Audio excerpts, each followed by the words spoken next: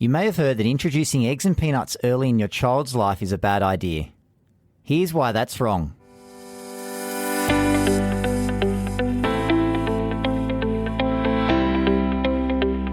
Welcome to 9 Minutes to Better Health, a podcast series that breaks down real science for you to use in your daily life.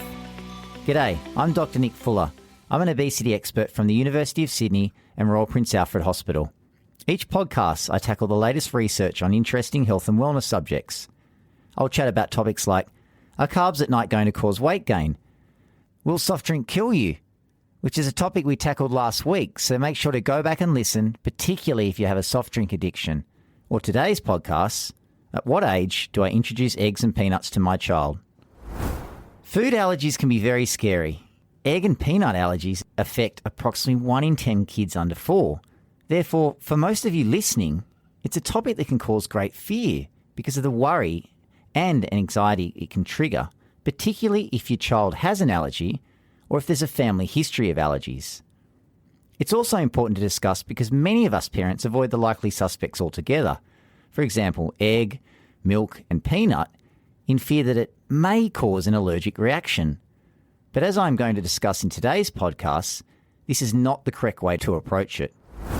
Just to be clear, in today's chat, I'm specifically referring to the prevention of food allergy, not the management. Allergies happen when your child's immune system reacts to an allergen, the most common being egg, milk and peanut. Symptoms of mild or moderate allergic reactions include things like rash, swelling, tingling mouth or lips, or a sore stomach. But signs of a severe reaction or anaphylaxis include difficulty breathing, a tight throat, persistent cough, and even fainting. Egg and peanut allergies are the most common, and therefore these are the two we're going to tackle today. Should you be avoiding these foods? The brief answer, no. You shouldn't be avoiding egg and peanut. It is recommended to introduce both of these foods into your child's diet in the first year of their life, around 4 to 6 months of age, or when they're developmentally ready to eat solids. And these guidelines are the same for all babies. Yes, even if you have a family history, because studies have shown that introducing eggs and peanuts as early as possible helps children to develop a tolerance to these foods. And now I'm going to explain why. But make sure to stick around to the end because I've got some practical tips for how and when to introduce these foods into your child's diet. There have been a series of recent publications in this space, so I've dug out 3 types of different studies: a large review, a longitudinal study, and a randomized controlled trial. The first one I'm going to talk about was published in the Journal of the American Medical Association. This was a meta-analysis, a type of study that brings together all the results of previous studies on this topic. And what the researchers are investigating in this study is the optimum age to introduce the usual suspects that cause food allergy. Interestingly, what the researchers found was that the early introduction of egg, from 4 to 6 months, and the early introduction of peanut, from 4 to 11 months, well, the better the outcomes. What I'm saying is there was a lower risk of developing egg or peanut allergy the earlier they were introduced.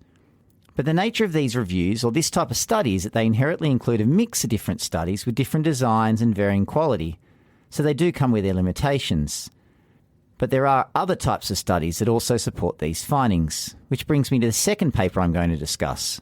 A longitudinal or follow-up study which investigated the development of egg allergy by 3 years of age. And in this study, they used data from a cohort of infants that had been hospitalised with persistent cough and breathing difficulties. This study had a much smaller sample size, 770 infants instead of the thousands in the previous study we just discussed. But again, the results show that the early introduction of egg and peanut was associated with a decreased risk of developing food allergy. And for the third piece of literature, I want to highlight a gold standard randomized controlled trial, or RCT, that was published in the New England Journal of Medicine. In this study, they randomly assigned 640 infants with severe eczema, egg allergy, or both, to consume or avoid peanuts until 5 years of age. And this is very interesting as they were testing the effect of introducing peanuts in infants that are at high risk of peanut allergy. It's also important to mention that 5 years is a very long time for a randomized controlled trial due to the large costs involved. And when I look at the results, The prevalence of peanut allergy at 5 years of age was 13.7% in the avoidance group, those told to stay away from peanuts, and only 1.9% in the consumption group.